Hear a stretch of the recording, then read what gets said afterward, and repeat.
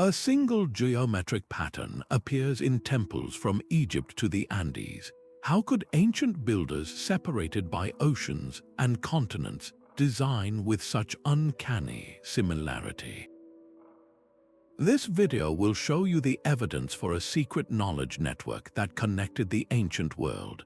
You will see how shared astronomical alignments, sacred mathematics, and parallel myths reveal a forgotten intellectual golden age. We will uncover why the Great Pyramid points to the same stars as mountain temples in Peru, and why Indian mandalas mirror Andean city plans. The stakes are huge because solving this puzzle rewrites the story of human civilization itself. It suggests our ancestors were far more connected than we ever believed. What other profound secrets about our shared past are still waiting to be found? We often envision the medieval world as a patchwork of isolated kingdoms and distant, unknowable empires. Yet this familiar map hides a far more dynamic reality. Beneath the surface of recorded history, a different kind of exchange was taking place, one that moved not silks or spices but the very blueprint of the cosmos itself. This was a network dedicated to the flow of pure knowledge, an intellectual web connecting the great spiritual centers of the world. Its currency was not gold, but a shared understanding of sacred geometry, precise stellar observations, and profound philosophical truths about humanity's place in the universe. When we speak of knowledge in this context, we are not talking about simple recipes or building techniques. This was esoteric wisdom, a deep, non-material grasp of universal principles, the mathematical ratios that underpin harmony, the celestial cycles that govern time, and the geometric patterns that reflect the order of creation. The radical idea that such complex concepts could travel across vast oceans forces us to reconsider the capabilities of ancient seafarers. It suggests a world where intellectual curiosity was a powerful enough force to drive voyages across the unknown, creating a resilient and secretive web of scholars and visionaries. To trace the pathways of this lost network, we must first learn to read their shared language, a language written not in words, but in the silent, predictable movements of the stars. Stand before the Great Pyramid of Giza at dawn on a winter solstice. As the sun crests the horizon, its rays pierce through a precise alignment of stone, marking the rebirth of the year with breathtaking accuracy. This same celestial event, the sun's lowest point in the sky, was celebrated with equal precision on the other side of the world.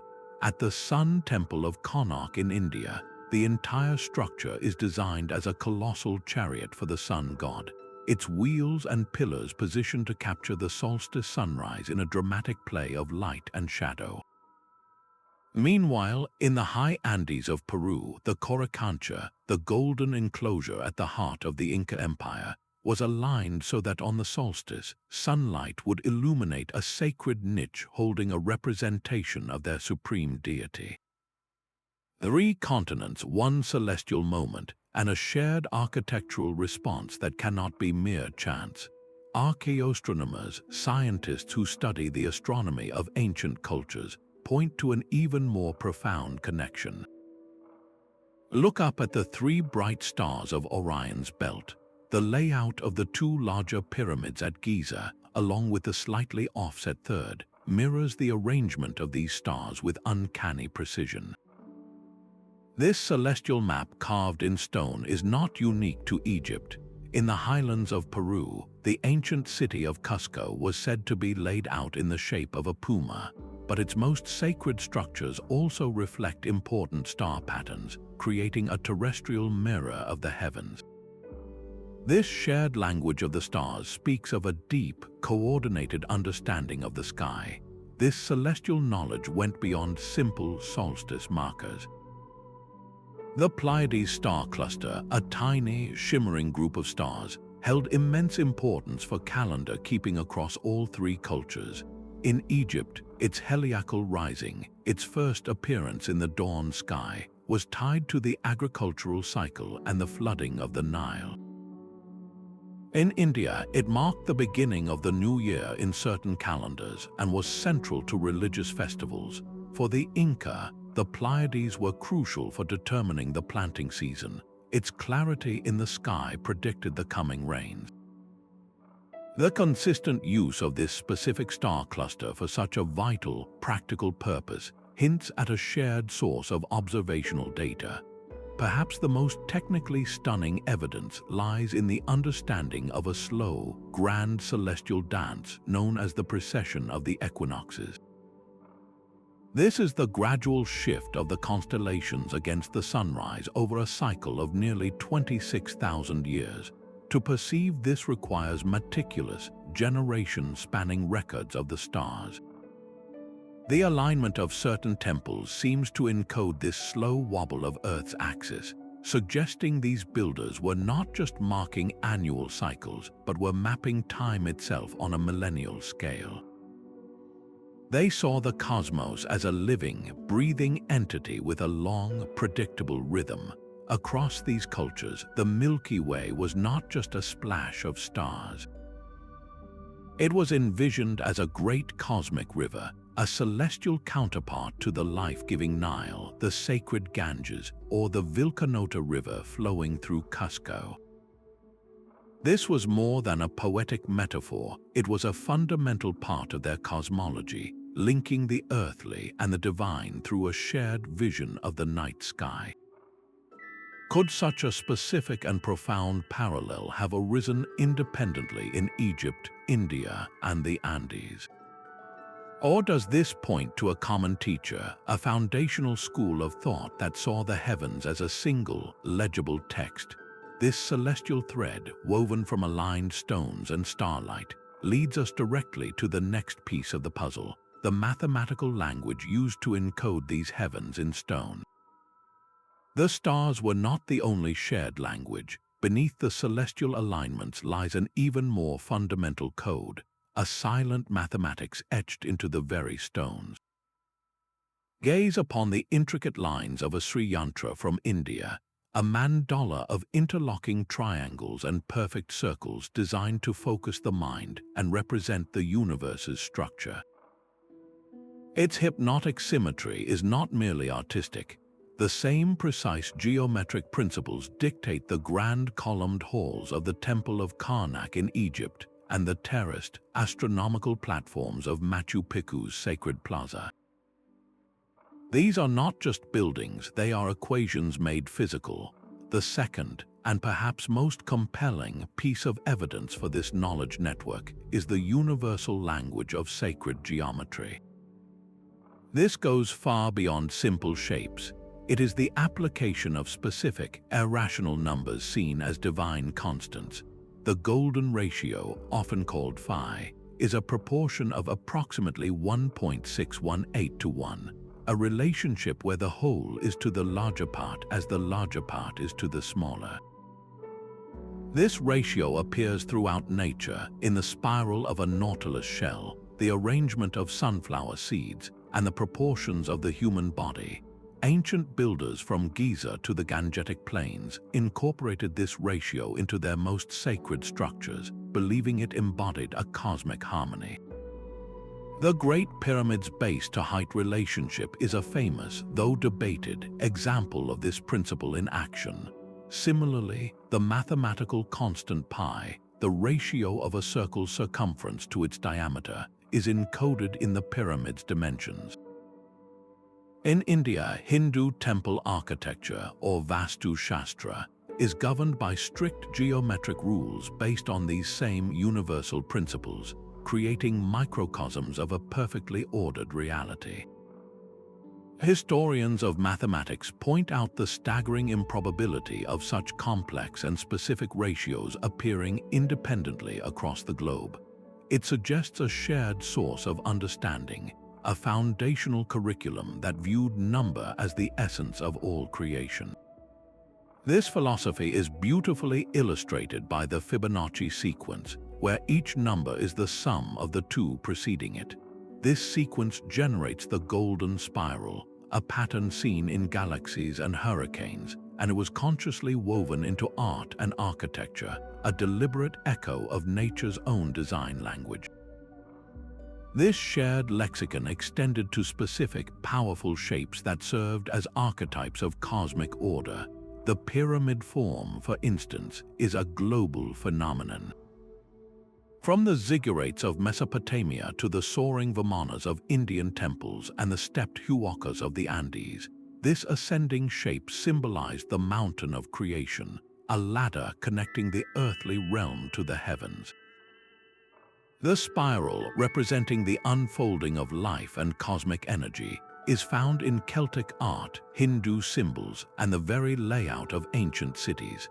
The perfect square, often divided into a grid, formed the basis for city plans, representing the four directions and the ordered cosmos imposed upon chaotic nature. When you see the same sacred shapes, the same complex ratios, and the same philosophical underpinnings in buildings separated by oceans, the evidence becomes overwhelming. This was not a coincidence of style. It was the output of a common school of thought, a unified vision that saw geometry as the handwriting of the gods. Yet this revelation only deepens the central mystery. If this knowledge was so widespread, how did it travel? How did the blueprint for a pyramid cross deserts, navigate oceans, and scale mountain ranges to find expression in 3 different corners of the world? The answer may lie not in stone, but in the most fragile medium of all, the human mind and the stories we tell.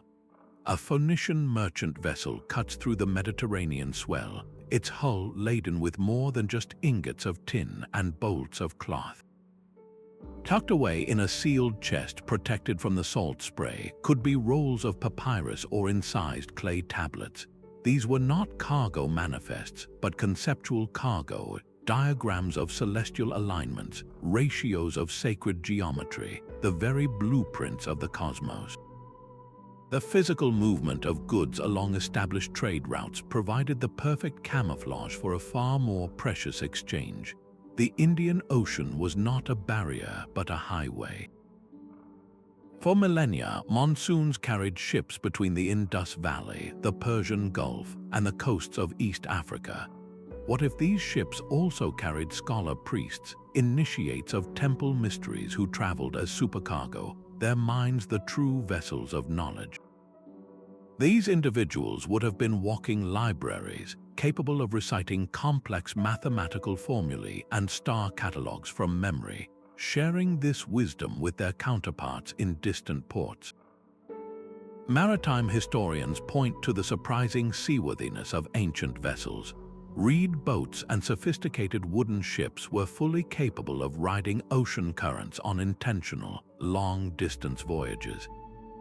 The possibility of transoceanic contact long before the age of Columbus is no longer a fringe idea, but a serious subject of academic debate.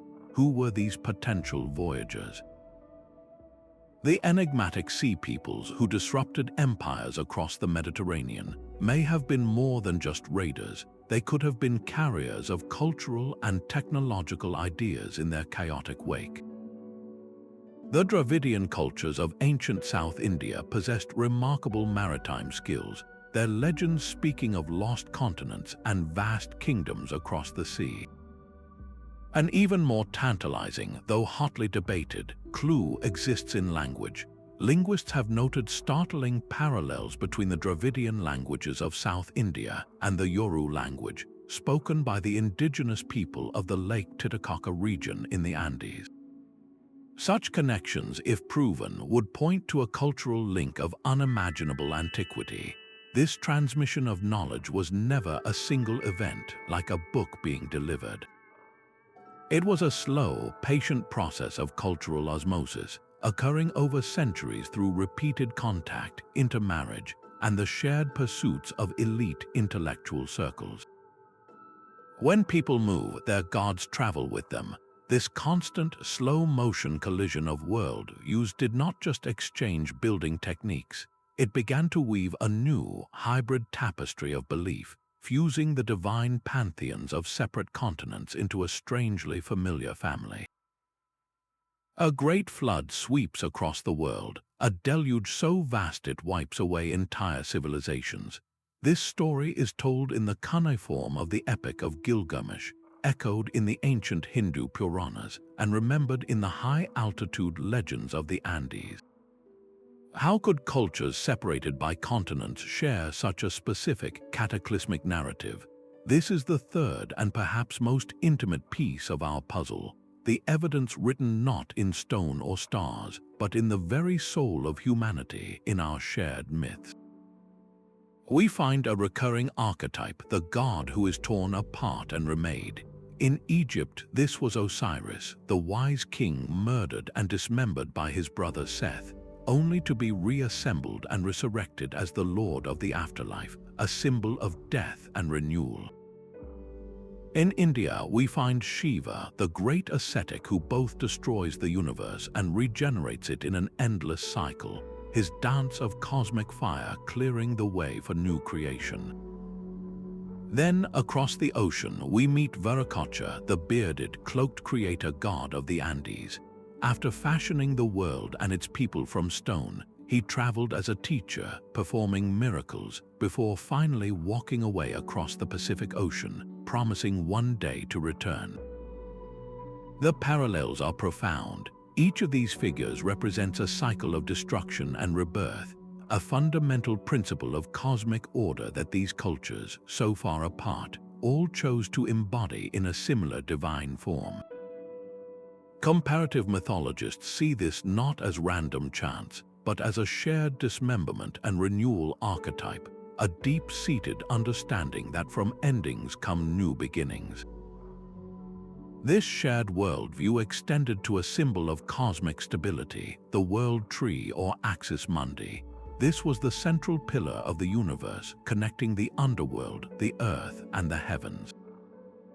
In Egypt, it was the Djed pillar, a symbol of stability and the backbone of Osiris, ritually raised in ceremonies to ensure the continuity of the kingdom.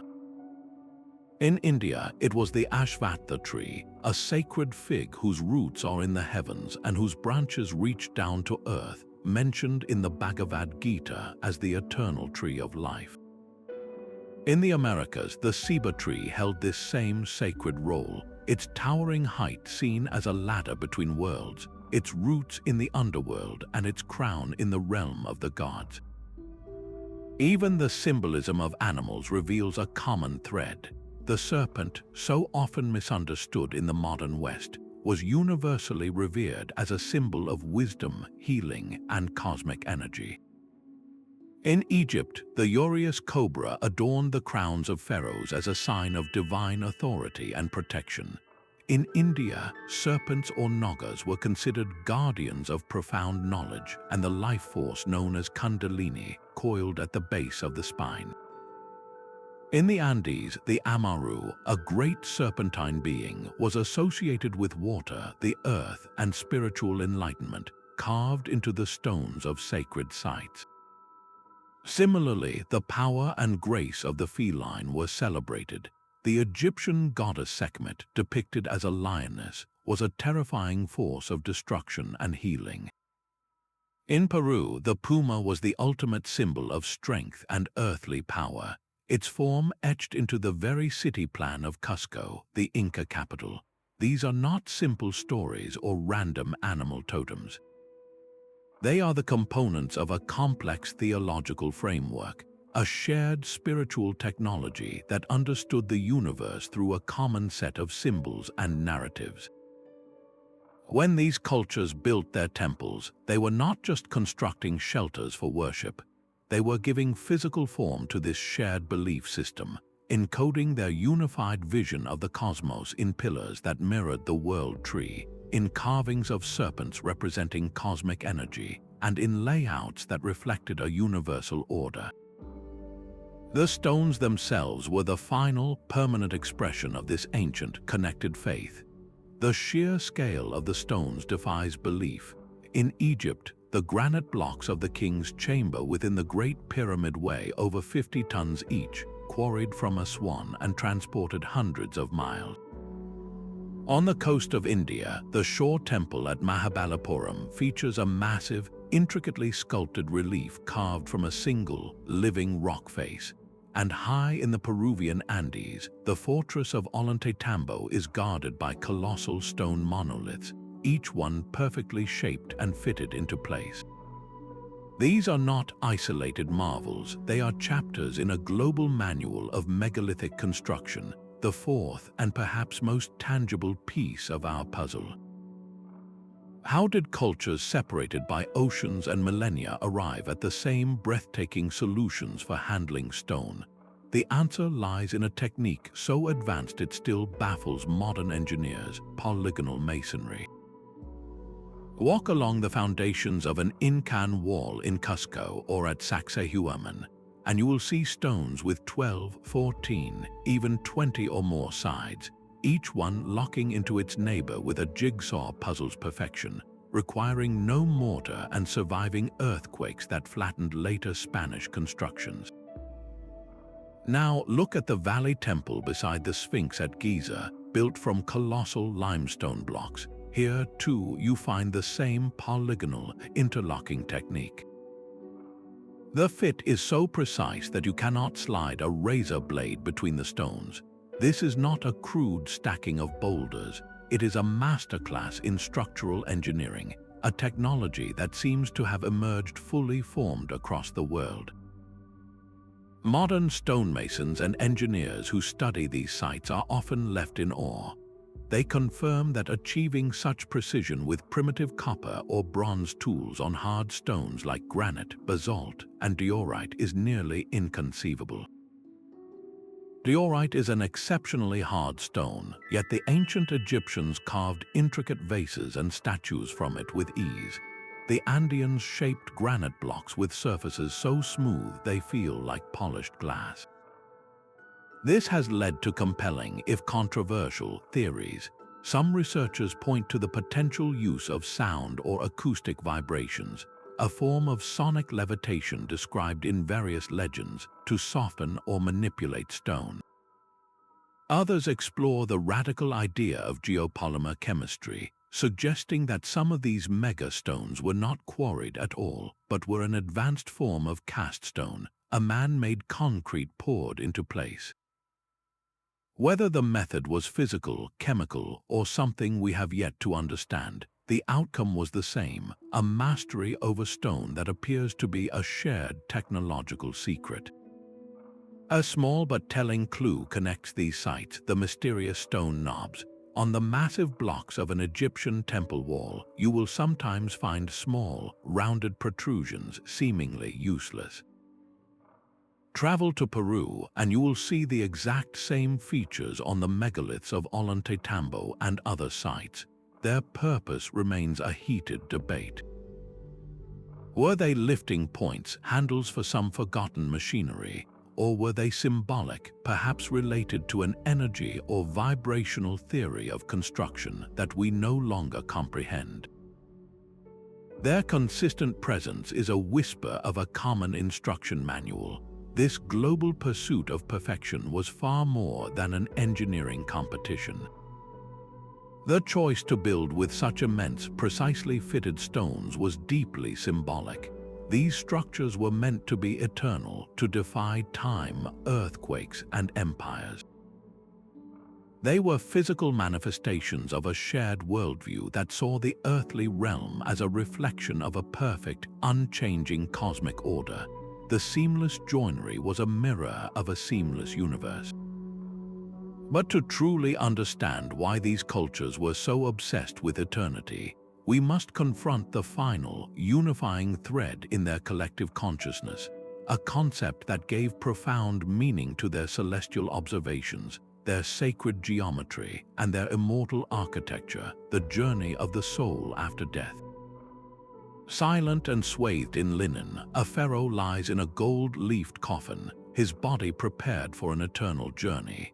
We think of this as a uniquely Egyptian ritual, yet the same profound care for the dead unfolded on a distant continent. High in the arid deserts of coastal Peru, the Paracas culture crafted magnificent mummy bundles, intricate textile masterpieces encasing a carefully prepared body, a practice echoing across an ocean.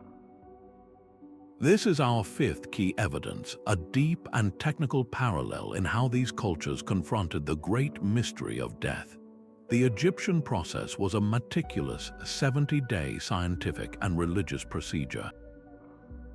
It involved the ritual removal of internal organs, the desiccation of the body with natron salt, and anointing it with precious resins and oils before the final, protective wrapping in hundreds of yards of linen.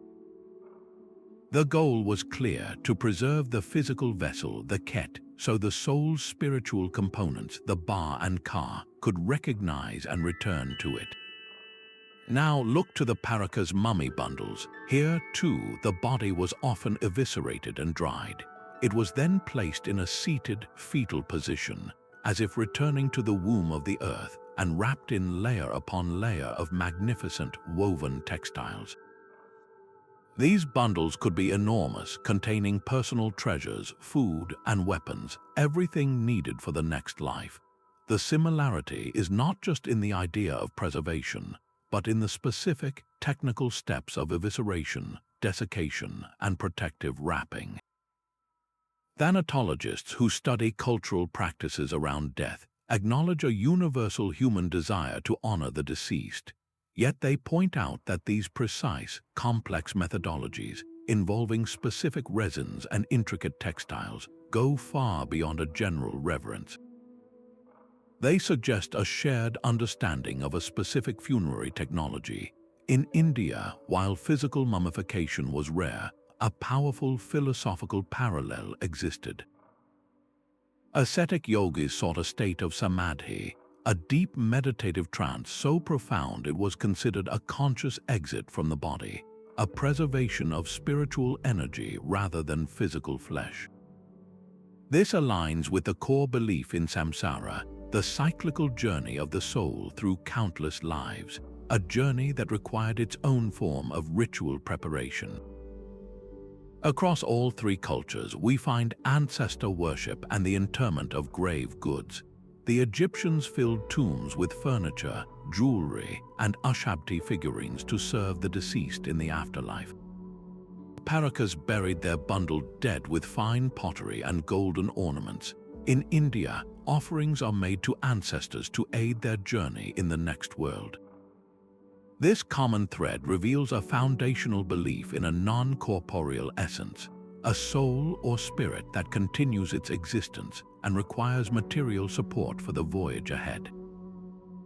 It was a reverence for the dead matched by a sophisticated science for the living, a science that sought to build a bridge across the final frontier. But if these cultures shared a map for the afterlife, who drew the original chart?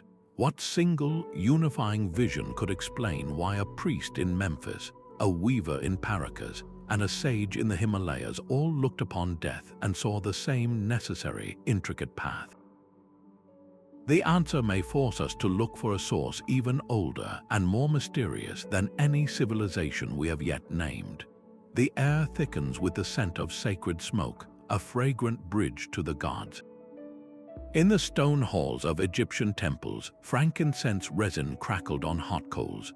Across the world in India, the sweet, woody aroma of sandalwood paste rose from fire altars, while in the high Andes, the sharp, cleansing smell of burning copal filled the air during ceremonies. This shared sensory experience points to our sixth piece of evidence, a profound botanical connection that spanned the globe. These cultures were not just burning any plant, they were using specific, powerful flora as sacraments to deliberately alter human consciousness and commune with the divine. In Egypt, the blue lotus was central to religious rituals, depicted in art held to the noses of gods and pharaohs. This beautiful flower contains compounds with mild psychoactive effects, believed to induce a state of serene, meditative trance, opening the mind to visions. Half a world away, the ancient Vedas of India sing praises to a mysterious plant called Soma. The entire ninth book of the Rig Veda is devoted to it, describing it as a god, a king, and a celestial drink that granted immortality and profound insight. Though its exact identity is lost, scholars suggest it was a potent psychoactive, perhaps a mushroom or a desert plant, pressed and fermented into a sacred elixir. In the Andes, the San Pedro cactus, known locally as huachuma, has been used for healing and divination for thousands of years. Its mescaline content induces powerful, waking dreams, allowing shamans to diagnose illness, see the future, and travel to other realms.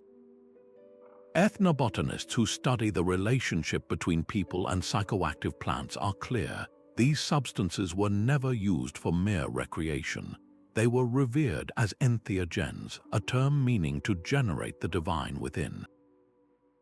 They were tools, sacred keys to unlock doors of perception that ordinary awareness kept closed. The methods of preparation reveal a sophisticated, shared understanding. The blue lotus was steeped in wine to extract its alkaloids. Soma was pressed through woolen filters and mixed with milk or honey. The San Pedro cactus was sliced, boiled for hours into a thick, bitter tea, a process still used by modern shamans. This was a precise, ritualized technology of the spirit. The iconography surrounding these plants is just as telling. In India, the serpent is a powerful symbol of Kundalini energy, the coiled spiritual force at the base of the spine that, when awakened, rises to bring enlightenment. Intriguingly, in the art of the Amazon, which shares deep cultural roots with the Andes, serpents are frequently depicted intertwined with the twisting vines of the ayahuasca brew, another profound entheogen. The serpent, representing transformative energy and hidden knowledge, is the common thread linking these botanical traditions. This global quest for direct spiritual experience suggests these cultures possessed more than just shared myths or building techniques. They shared a complex and similar map of the human body itself as a vehicle for transcendence. They understood that certain plants could act as catalysts, accelerating the soul's journey toward the source. But if the mind could be trained and the body mapped for such journeys, then what was the ultimate destination? What did these initiates actually see when the doors of perception were cleansed? The answer may lie in the one thing all these cultures felt was worth encoding for eternity, a message about the nature of reality itself. A healer's hands hover over a patient, sensing not just flesh and blood, but a hidden river of energy flowing within. This profound understanding of the body as an energetic system is our seventh key evidence, revealing parallel worlds of advanced medicine in Egypt, India, and the Andes. These were not simple collections of herbal cures, but complete, holistic philosophies that saw disease as a disruption of a vital, invisible force. In ancient Egypt, physicians consulting the Ebers Papyrus, one of the world's oldest medical texts, diagnosed illnesses through the state of the metu. These were channels not unlike our concept of vessels which carried air, blood, and life itself. The heart was considered the central command, the source of a person's intelligence and moral character, and its pulse was a crucial diagnostic tool. A world away, in India, the system of Ayurveda presented an even more detailed map of this inner universe. It described a network of 72,000 nadis, subtle energy channels, through which prana, the universal life force, traveled. Along these channels were powerful vortices of energy called chakras, wheels that governed physical, emotional, and spiritual well-being. The goal of the Ayurvedic physician was to balance the three doshas, the fundamental bioelements, to ensure the smooth flow of prana. Historians of medicine are struck by the sophistication of these systems. They did not treat a fever or a wound in isolation. They treated the whole person, understanding that a troubled mind could manifest as a physical ailment and vice versa. This shared insight into the mind-body connection is staggering. Both Egyptian and Indian doctors were masters of diagnosis through careful observation of the tongue, eyes, and most importantly, the pulse. They understood that the rhythm of the heart told a story far deeper than mere heartbeat. In the Andes, while written records are scarce, Spanish chroniclers noted intricate healing practices that balanced spiritual and physical health. The concept of kamak, the life-giving spirit inherent in all things, mirrors the Indian idea of prana. Andean healers, like their counterparts across the oceans, used a vast pharmacopoeia of medicinal plants to restore balance, seeing illness as often stemming from a spiritual disharmony. This common investigative spirit extended to dramatic surgical interventions. The practice of trepanation, drilling or scraping a hole into the human skull, is found in both ancient Peru and prehistoric Europe. This was not a primitive act of violence, but a sophisticated surgical procedure, likely intended to relieve pressure from head injuries or to treat mental illness by releasing evil spirits. The fact that patients often survived, as shown by bone healing around the openings, proves a remarkable shared knowledge of anatomy and sterile technique. Furthermore, the specific use of powerful botanicals crossed continents. In India, turmeric was revered for its potent anti-inflammatory properties, a fact modern science has confirmed. In the Andes, the coca leaf was not a recreational drug, but a sacred stimulant used to combat altitude sickness, suppress hunger, and provide energy for arduous labor in the high mountains. These parallel discoveries in pharmacology suggest a global, empirical experimentation with nature's chemistry. When you place these medical systems side by side, a unified picture emerges. It is the picture of a lost network of scholar physicians who shared a core belief that the human body is a microcosm of the universe, threaded with channels of a sacred energy that must be kept in harmonious flow. They mapped the inner cosmos with the same precision they applied to the stars, seeking to heal not just the body, but the soul within it.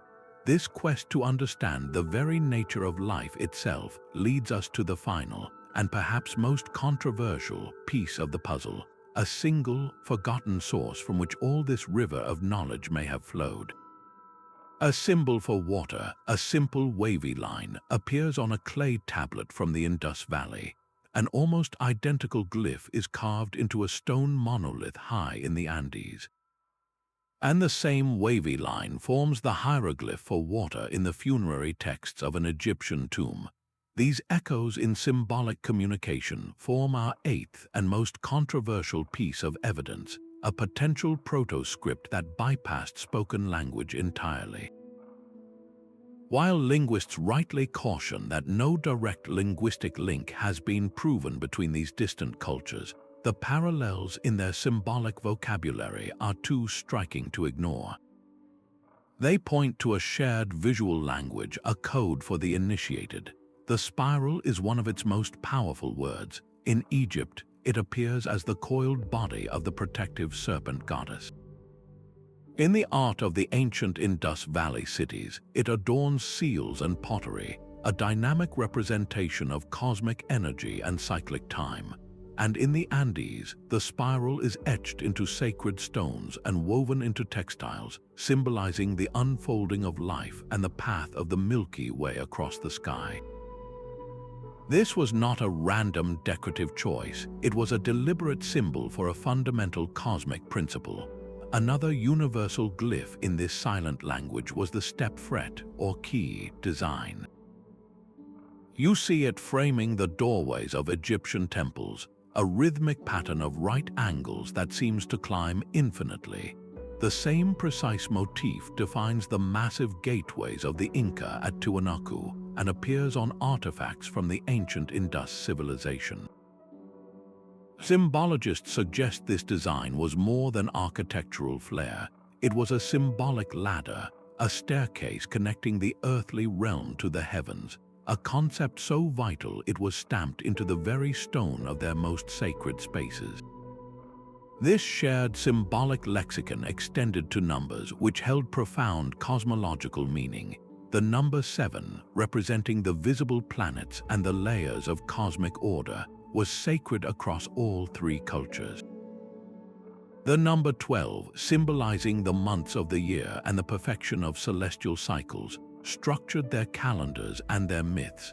The most profound example of this symbolic unity may be the cross. Long before its adoption in Christianity, the equal-armed cross was a global symbol of profound importance. In Egypt, the ankh, a cross with a loop, was the key of life, representing the union of the four directions with the eternal soul. In India, the swastika, a cross with arms bent at right angles, was an ancient solar symbol of good fortune and the cycling universe. In the Americas, the Chakana, or Inca cross, with its 3 tiers and 12 points, represented the 3 worlds and the cardinal directions. In all its forms, this symbol depicted the same idea, the cosmos organized around a central, unifying axis, the meeting point of heaven and earth. This was not a language of words, but a language of ideas, a proto-symbolic system used by an elite priestly class to convey complex cosmological truths. It was a code that could be understood by a temple architect in Memphis, a stone carver in Mohenjo-Daro, and a weaver in the Andes, regardless of the words they spoke. They shared a common intellectual framework, a unified vision of how the universe was structured, and they expressed that vision through the most enduring medium of all, the silent, powerful language of symbol carved into eternity. A master artisan in Memphis carefully carves a figure of a man, a powerful lion gripped in each of his outstretched hands. Centuries later and continents away, a weaver in the Andes creates an image of a deity holding 2 great serpents, while a sculptor in India chisels a god subduing 2 rampant elephants.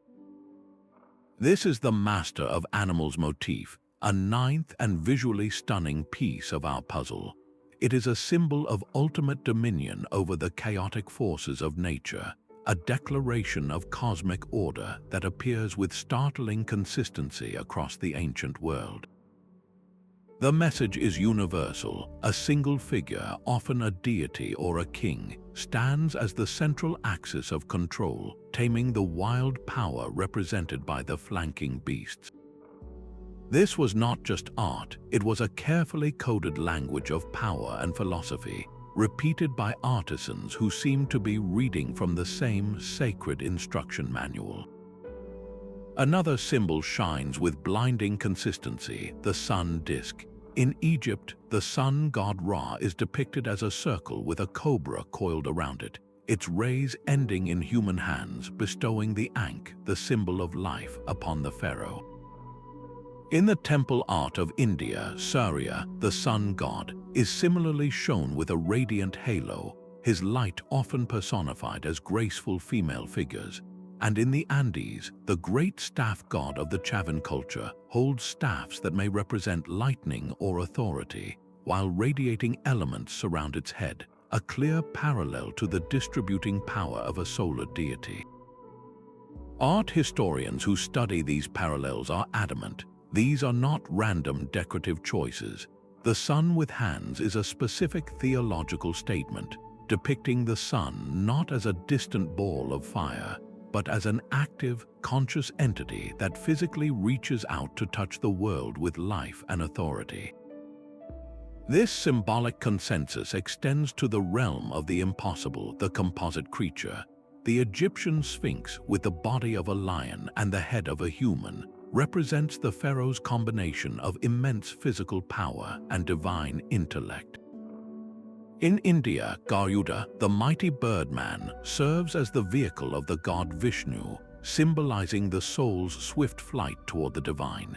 In the Andes, the central deity at Chavin de Huanta is a complex fusion, possessing the fangs of a jaguar, the brows of a serpent, and the stature of a human, embodying the attributes of the jungle, the earth, and the sky in one being. These hybrids were more than mythical monsters. They were profound expressions of a unified reality, where the boundaries between animal, human, and God were fluid, and ultimate power came from synthesizing different forms of cosmic energy. Even the palette used by these artists followed a sacred code.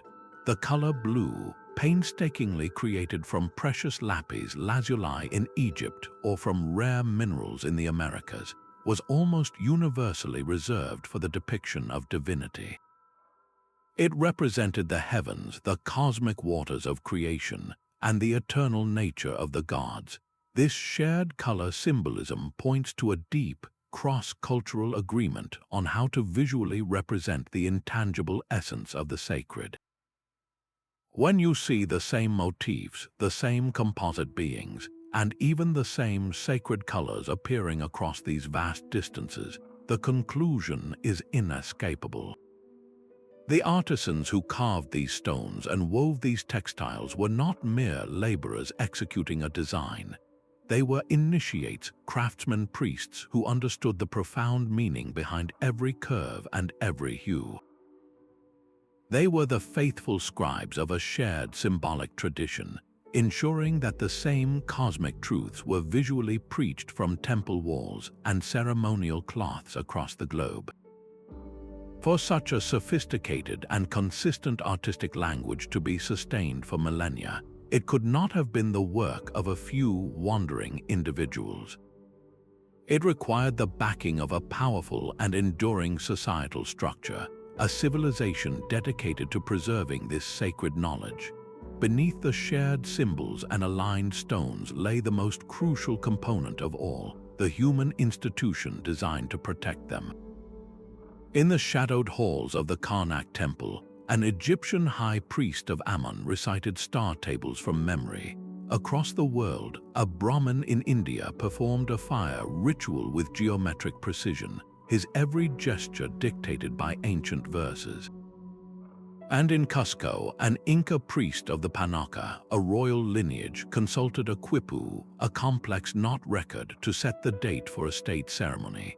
These men were the living engines of the knowledge network, the 10th and final piece of our puzzle.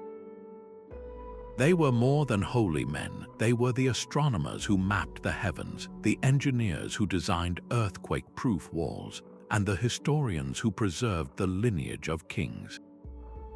Their power did not stem from armies alone, but from their exclusive command of the cosmic blueprint. Sociologists who study power structures note a stunning parallel.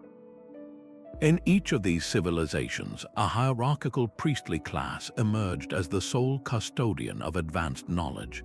The Egyptian priesthood was a vast, state-funded bureaucracy with its own lands and servants, its inner mysteries accessible only after decades of grueling initiation. In India, the Brahmin caste stood at the apex of society.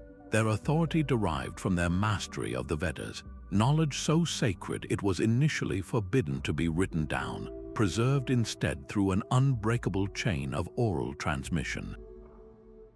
The Inca Panaca, the royal eyeless, and their affiliated priests controlled the worship of the sun and the complex calendar that dictated every facet of life in the empire.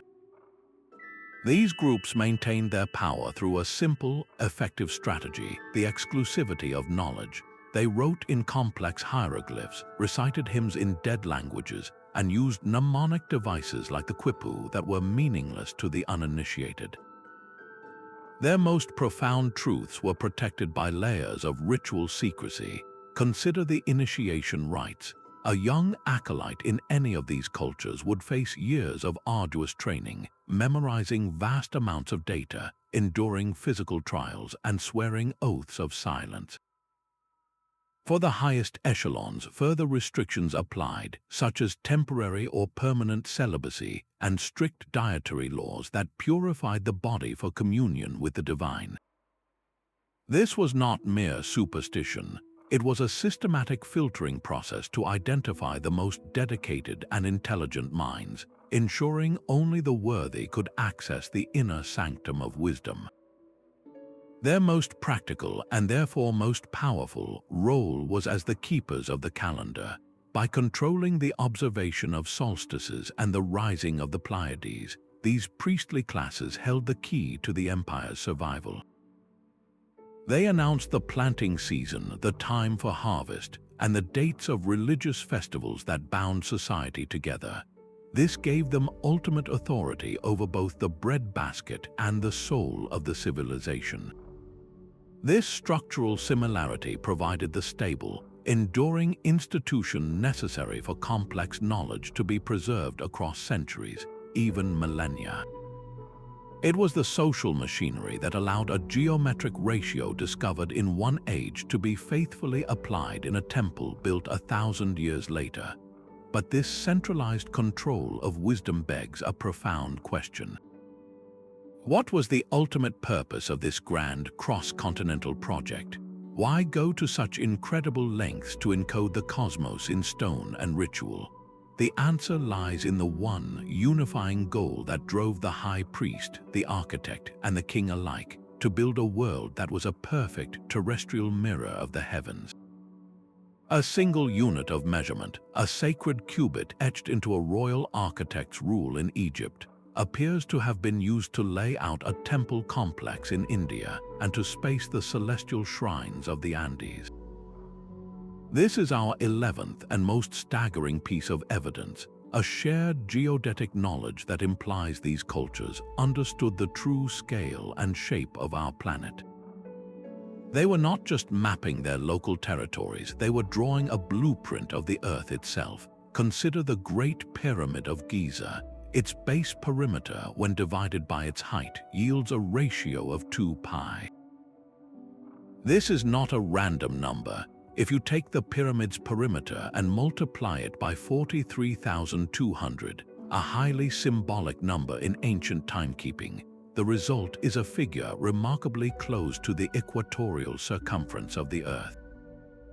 The pyramid's location is also significant, situated at the nexus of the longest land meridian and the longest land parallel, effectively placing it at the center of the world's landmass as they knew it. This is not a simple tomb, it is a scale model of the Northern Hemisphere carved in stone. A similar planetary consciousness flourished in ancient India. The Surya Siddhanta, a foundational text of astronomy, calculates the Earth's diameter with astonishing accuracy.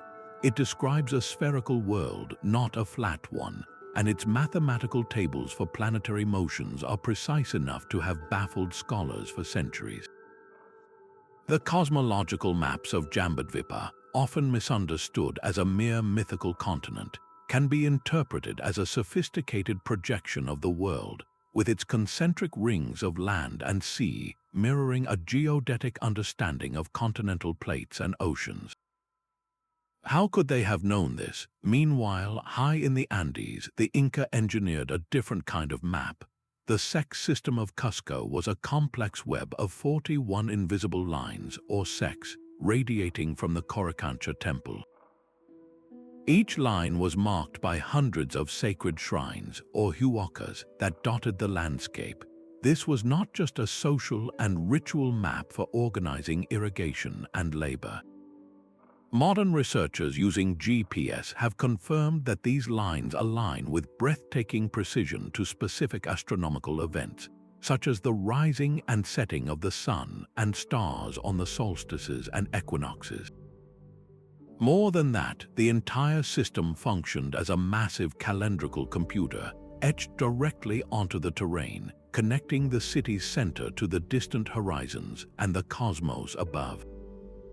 The sheer scale of this terrestrial coordinate system implies a profound spatial awareness. This leads to the most controversial clue of all, the suggestion of a universal unit of measurement. Geodesists and alternative historians have long debated the existence of a megalithic yard and a pyramid inch, standardized units that appear in structures from Stonehenge to the pyramids. The theory posits that these units were derived from a fraction of the Earth's polar circumference, a single, sacred measure used by a global network of builders. When you plot the locations of the world's most ancient sacred sites, another pattern emerges. Many of them, from Giza to Angkor Wat, fall along specific latitudinal lines, separated by degrees that reflect harmonic fractions of the planet's geometry.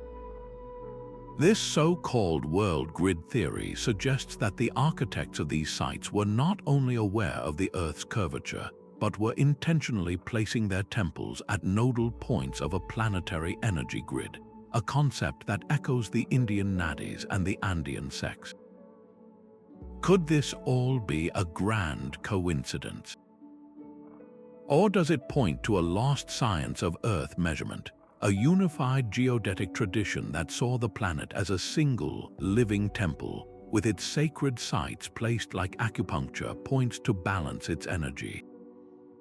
This grand planetary vision was the ultimate expression of their knowledge system, a final, breathtaking testament to a world that was far more connected and far more wise than we have ever dared to believe.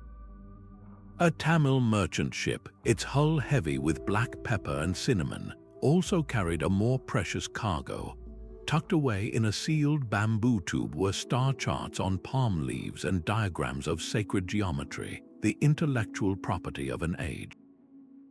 This vessel, riding the predictable monsoon winds across the Indian Ocean, was one thread in a global web.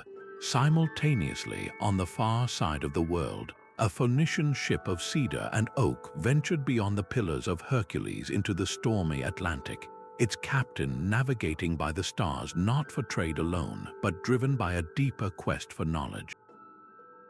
These seafaring peoples were the vital couriers of our secret network, the physical link that turned isolated centers of wisdom into an interconnected brain trust. The Phoenicians, based in the Levant, are often remembered for their vibrant purple dyes and their alphabet, yet their true legacy was their staggering maritime prowess. Historical records from Egypt confirm that a Phoenician fleet, commissioned by Pharaoh Necho II, successfully circumnavigated the entire continent of Africa, a voyage that would not be repeated for over 2,000 years. This was not a coastal hop, but a daring, open ocean journey that required an intimate understanding of winds, currents, and celestial navigation. Their ships were technological marvels, equipped with a deep keel for stability and a single large square sail, capable of crossing the Mediterranean and venturing deep into the Atlantic, perhaps even reaching the Americas. In the Indian Ocean, the Tamil dynasties of South India, particularly the mighty Cholas, commanded a naval empire. Their massive, multi-sailed vessels, known as kapal, were the supertankers of the ancient world.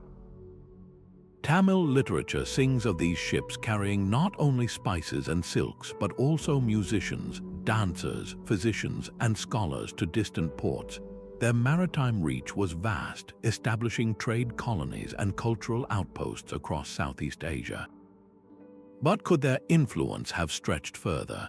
The presence of Tamil trade goods in the Middle East and the potential linguistic echoes in the Americas suggest their voyages may have been far more ambitious than our history books currently acknowledge. The most dramatic proof that such long-distance contact was possible comes from the revolutionary work of explorer Thor Heyerdahl. Skeptics had long claimed that ancient reed boats were too primitive to cross an ocean. So Heyerdahl, using only papyrus and techniques depicted in Egyptian tomb paintings, built the Ra-2.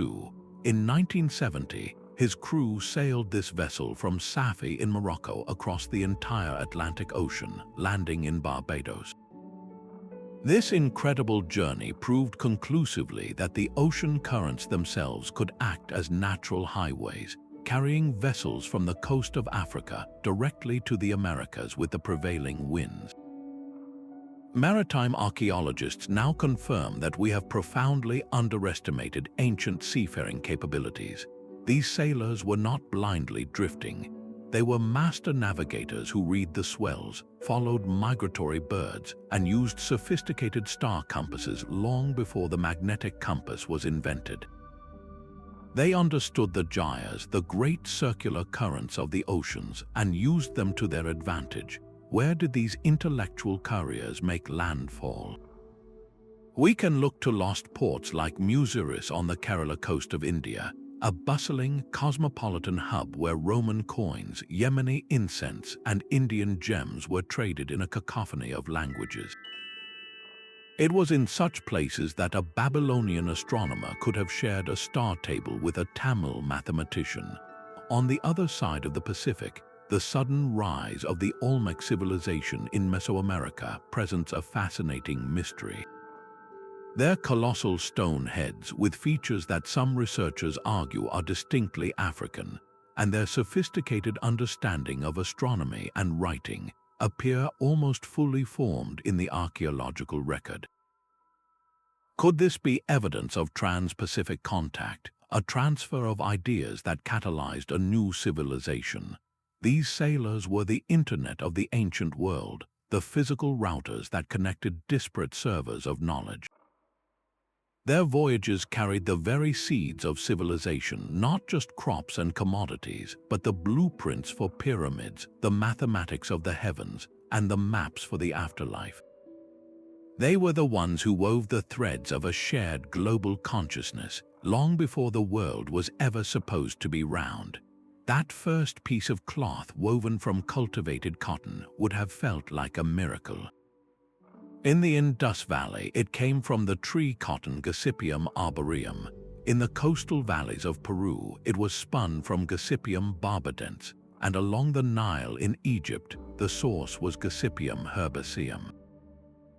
Each culture, working with a different wild ancestor, unlocked the same complex secret, turning a fluffy, stubborn ball into durable, wearable thread. This independent domestication of cotton is our 12th key evidence, a profound parallel in how these civilizations mastered the very fabric of life. It points to a shared intellectual revolution in agriculture and domestication that reshaped the human relationship with nature. While many of their staple crops were unique, like maize in the Americas and rice in India, the underlying principles they applied were startlingly similar. They all looked at a wild landscape and saw not just food, but potential. They understood selective breeding, saving seeds from the hardiest plants generation after generation to enhance yield and resilience. They grasped the life-giving power of water, developing advanced irrigation systems that seemed to echo one another across continents.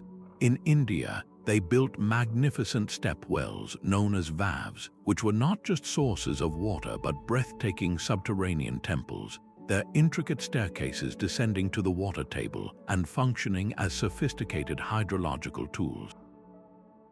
Along the Nile, Egyptian farmers used the shadaf, a counter-weighted lever, to lift water into basins, creating a rhythmic, efficient irrigation network that turned the desert green. High in the Andes, engineers carved mountainsides into vast terraces and constructed canals that redirected glacial meltwater with millimeter precision, preventing erosion and creating microclimates for different crops. Agricultural historians often speak of the Neolithic Revolution as a global phenomenon, but they note that the specific, advanced techniques in these three regions suggest a common pool of foundational ecological knowledge. This shared mastery extended to the animals they brought into their world. The dog was a universal companion, domesticated in both the Old and New worlds, serving as a hunter, guardian, and spiritual guide. More specifically, look at the role of small, managed livestock. In Egypt, donkey caravans were the vital supply lines carrying goods across the blistering sands. In the Andes, it was the llama that formed the backbone of the economy, its caravan trains moving goods along the spine of the mountains. And in the highlands, the guinea pig was domesticated not as a pet, but as a vital, self-replicating source of protein, living within homes just as smaller livestock might have in other parts of the ancient world. This was a conscious, intelligent design of their ecosystem, but this was never just a practical science. Their relationship with their staple crops was deeply spiritual. Maize was not merely food for the Maya and the Inca. It was a sacred substance, a gift from the gods, and its cycle of growth and harvest was a mirror of human life, death, and resurrection. In India, rice held a similar divine status, central to rituals and festivals, its cultivation a sacred duty. The act of farming itself was a form of worship, a collaboration with the earth that sustained both the body and the soul.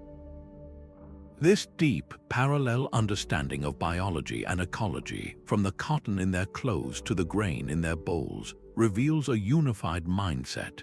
They saw the earth not as a resource to be exploited, but as a living partner in a great cosmic cycle. This intimate knowledge of the soil and the seasons was the earthly counterpart to their celestial wisdom. The same mind that could breed a better plant could also track the precession of the equinoxes, for both were expressions of a single, profound truth, that the universe operates on principles of order, growth, and intelligent design that humanity could learn and even help to perfect.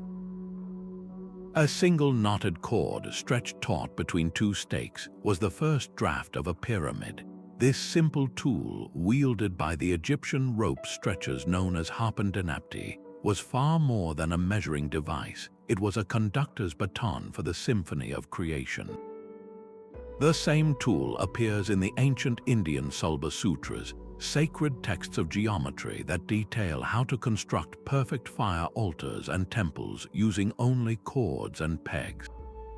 And across the ocean, the master builders of the Andes used their own version of the knotted cord to lay out the breathtakingly precise foundations of Machu Picchu and Ollantaytambo. This was the 13th and most practical evidence of the network, a shared architectural canon of standardized proportions and harmonic ratios that turned belief into built form. Each culture developed its own sacred ruler. In Egypt, it was the royal cubit, a unit of measure approximately 20.5 inches long, meticulously subdivided into 7 palms and 28 digits, a number echoing the lunar cycle.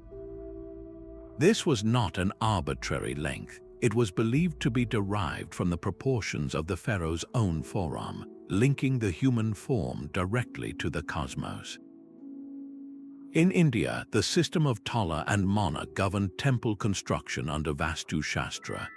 Here, the basic unit was also derived from the human body, often the width of a finger or the length of an arm, creating a modular system where every element of the temple, from the plinth to the spire, was in perfect harmonic relationship. The goal was to build a living organism of stone, a vessel for the divine that resonated with the same mathematical order found in nature. In the Andes, while archaeologists still debate the name of their standard unit, the evidence is etched in stone. The flawless perfection of their polygonal masonry, with blocks of wildly different sizes fitting together without mortar, screams of a rigorous, universally understood system of proportion. Architects who specialize in sacred geometry explain that these were not just units of length, they were carriers of frequency. The specific ratios they employed, like 1 to the square root of 2 or 1 to the square root of 3, were chosen because they were believed to be the fundamental intervals of the cosmos itself. A facade built to a ratio of 1 to root 2 creates a dynamic, powerful presence, while a room planned with 1 to root 3 fosters a sense of serene, expansive harmony. This was applied cosmology, an attempt to turn stone into frozen music that would vibrate in tune with the universe. This musical philosophy finds its ultimate expression in the mandala. In India, the Vastu Purusha mandala is a sacred square diagram subdivided into a grid that serves as the metaphysical blueprint for every Hindu temple. It represents the cosmos in miniature, with the central square reserved for the main deity. Now, look at the Ceque system of Cusco from above. The 41 lines radiating from the Coricancha temple create a vast, invisible mandala across the landscape, organizing the city's social, ritual, and hydrological life into a perfect cosmic diagram. Both systems use the same principle, a sacred center from which order emanates in precise, geometric waves. This shared architectural language was the ultimate proof of a connected intellectual tradition. It demonstrates that these builders were not just exchanging vague ideas about the stars, they were sharing detailed, technical blueprints and mathematical formulae.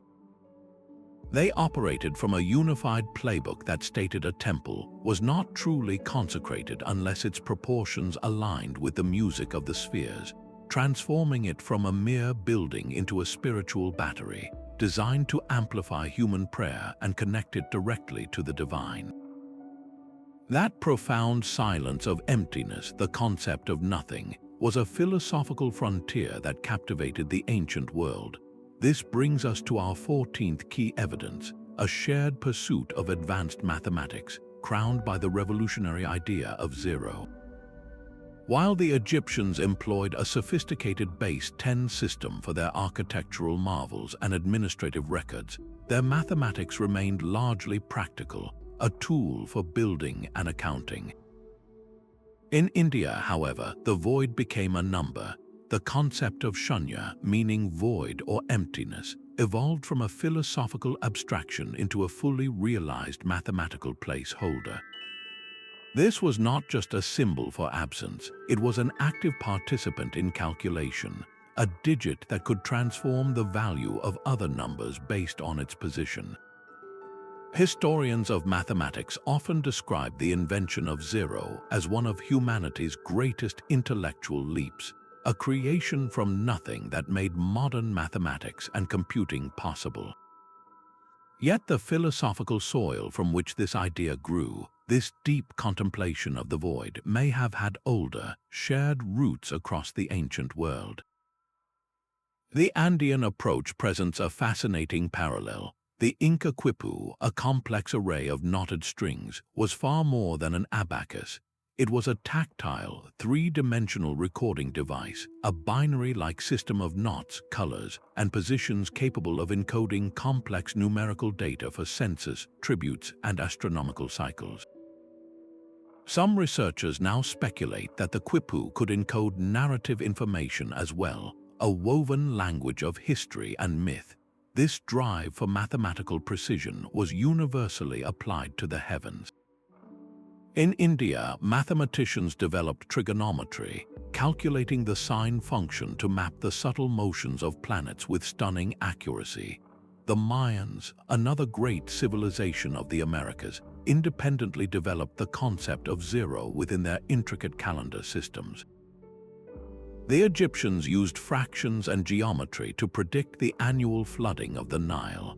Everywhere we look, we find cultures obsessed with quantifying reality, from the vast cycles of the cosmos down to the precise division of a harvest. This universal pursuit of mathematical truth, culminating in the same profound conceptual breakthroughs, feels like more than independent genius. It hints at a deep, cross-pollinating conversation about the fundamental nature of reality, a conversation that gave humanity the power to grasp infinity and to give a name to nothing. And this abstract knowledge always served a higher, more urgent purpose: to master the one force that governed everything, the relentless and mysterious flow of time. A priest in Thebes marks the first pre-dawn rising of Sirius, knowing the Nile's life-giving flood will soon begin. In a forest hermitage along the Ganges, a scholar calculates the precise moment the sun will enter a new constellation, marking the transition from one age to the next. High in the Andes, an Inca astronomer observes the Pleiades, their clarity dictating the planting season for an empire. Though separated by continents, these timekeepers were reading from the same cosmic clock. This is our 15th and perhaps most profound piece of evidence, a global consensus on the nature of time itself. These were not simple calendars for marking market days. They were complex philosophical machines designed to map history onto the heavens. The Egyptian civil calendar was a marvel of solar precision, 365 days long. Its entire purpose was to track the Sothic cycle, the period of approximately 1,460 years it took for the heliacal rising of Sirius to realign with their new year. This was timekeeping on a grand civilizational scale. In India, the system was even more intricate, a luni-solar calendar that wove together the moon's phases with the sun's path. It was governed by the concept of yugas, vast cycles of creation and destruction that span millions of years, from a golden age of truth to an age of ignorance and back again. The Andean calendar, revealed through the Ceque system and Spanish chronicles, also masterfully blended solar and lunar observations, its rituals and agricultural duties tied to an unerring celestial rhythm. Calendar specialists who study these systems are struck by a shared, almost impossible insight. All three cultures appear to have understood the precession of the equinoxes, that slow, 26,000-year wobble of Earth's axis that gradually shifts the backdrop of constellations against the sunrise. To perceive this requires meticulous, generation-spanning records of the stars, a project that implies a coordinated, long-term scientific effort across millennia. This shared observation gave rise to a unified philosophy of history, the concept of world ages. The Egyptians spoke of Zep Tepi, the first time, a golden age when the gods walked the earth and established cosmic order, an era they believed would one day cyclically return. The Hindu doctrine of the yugas describes an identical pattern, a descent from a Satya yuga of perfect harmony to our current Kali yuga of strife, before the cycle inevitably renews.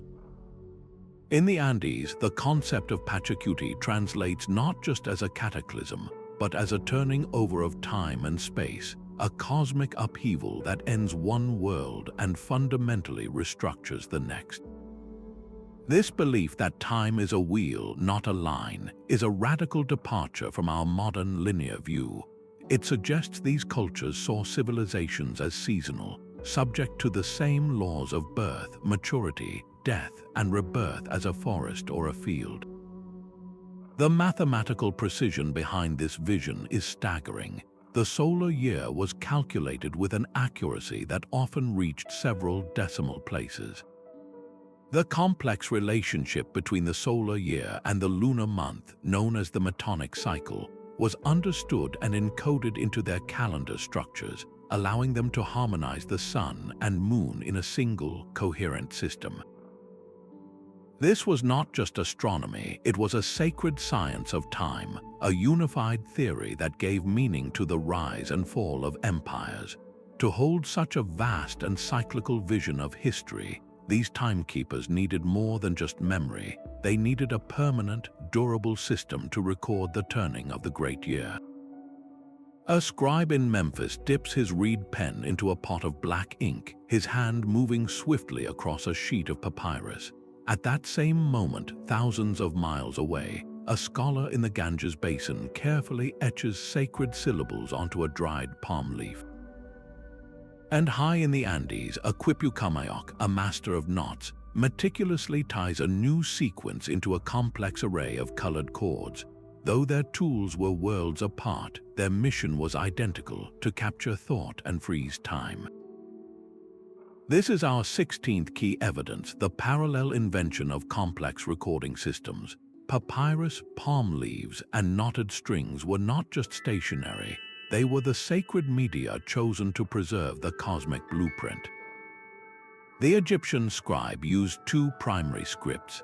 Hieroglyphs were the formal, pictorial writing reserved for monuments and tombs, a script of power meant to last for eternity.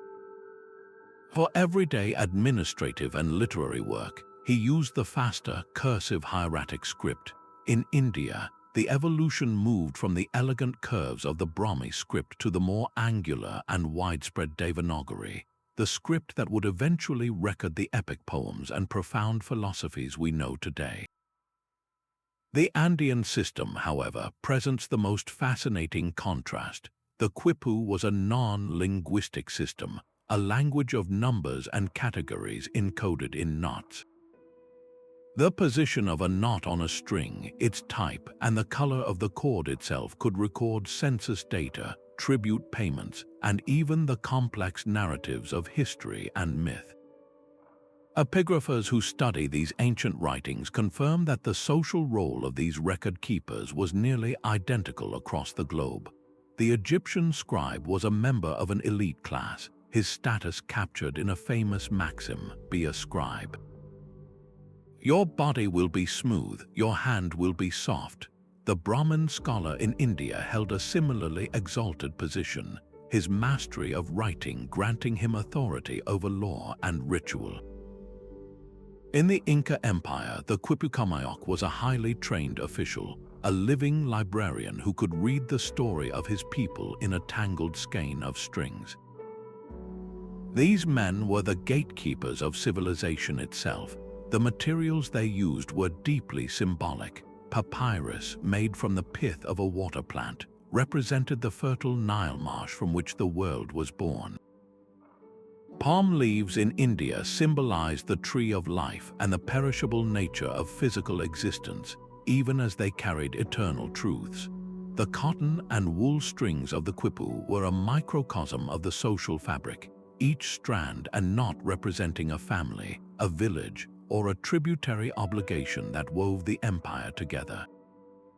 Within these systems, secrecy was paramount.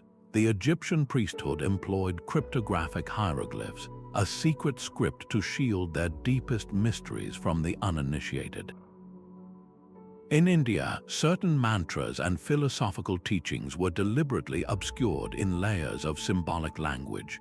The quipu itself was a form of cryptography, its meaning inaccessible to anyone not trained in its specific logical code.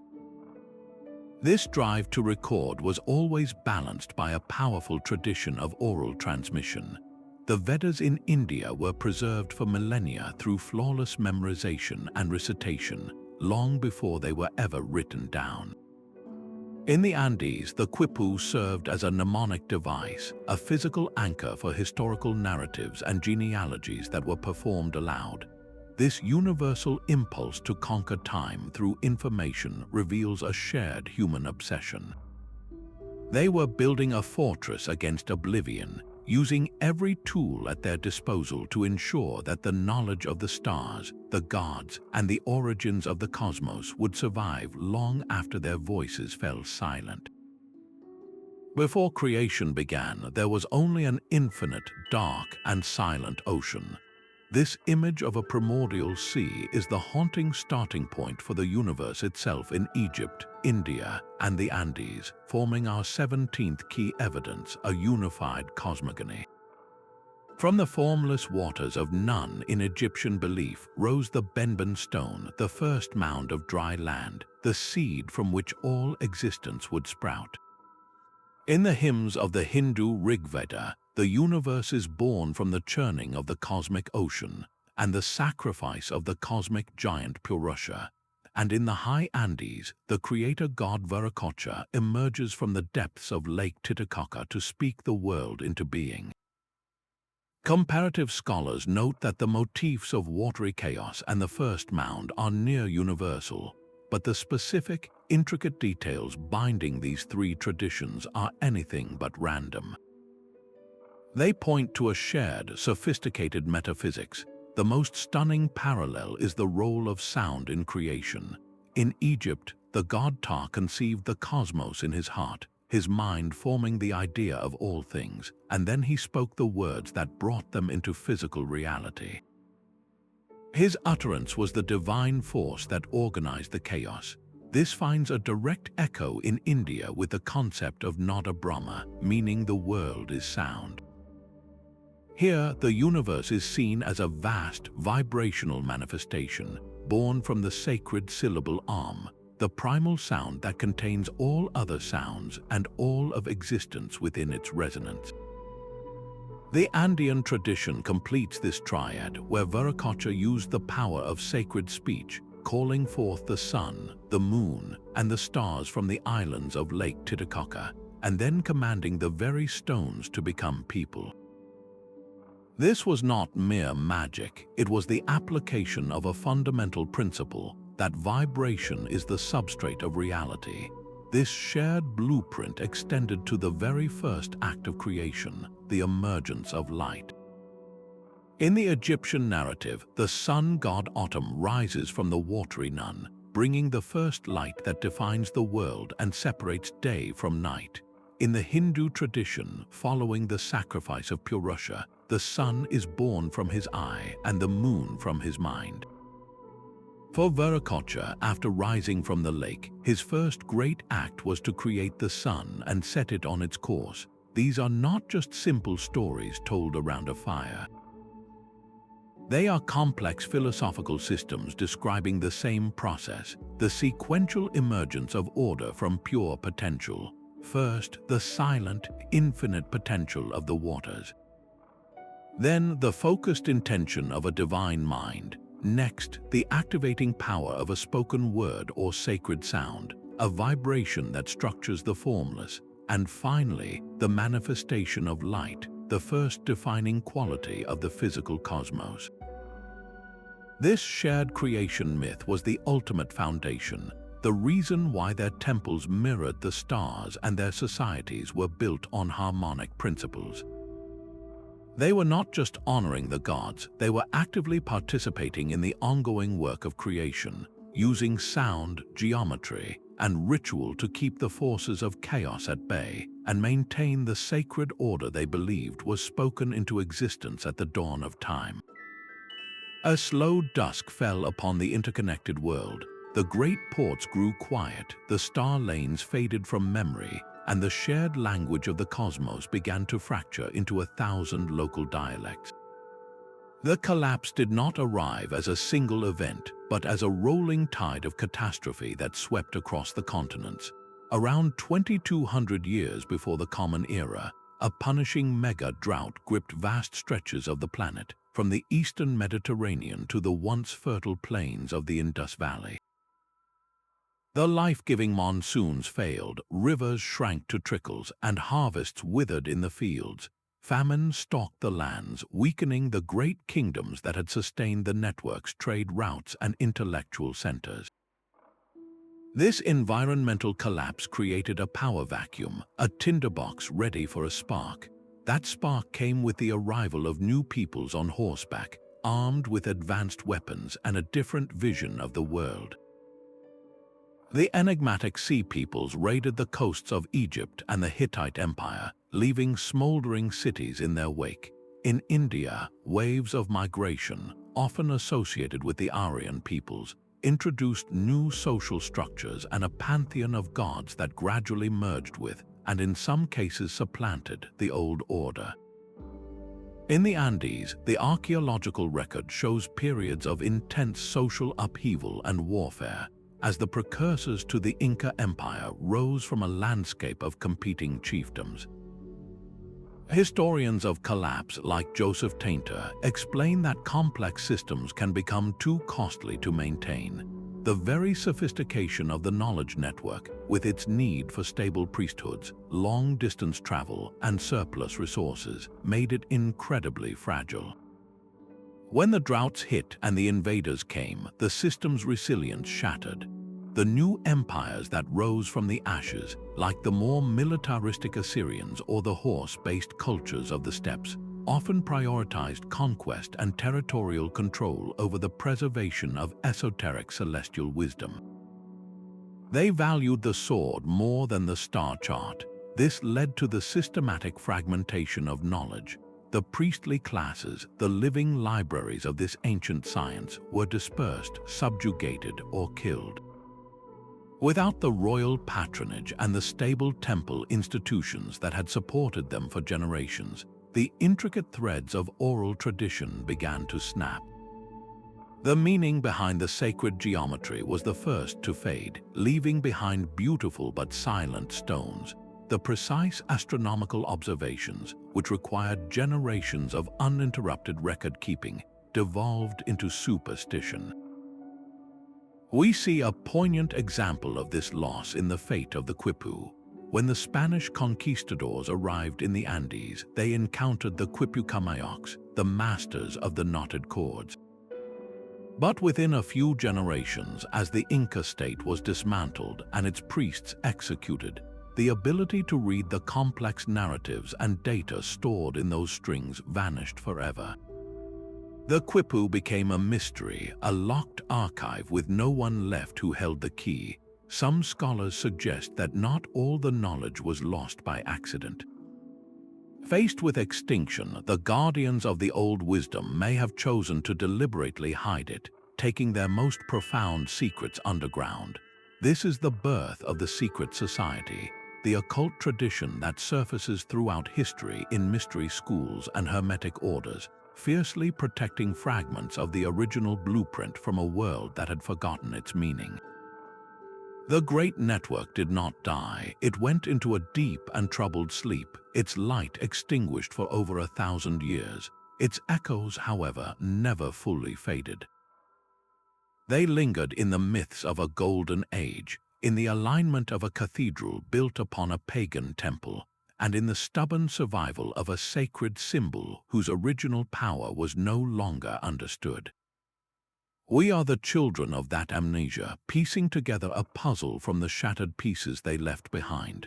A dusty library in London held the key to a forgotten world. In the late 19th century, a scholar hunched over a folio of Egyptian hieroglyphs, his eyes shifting to a newly translated Hindu manuscript.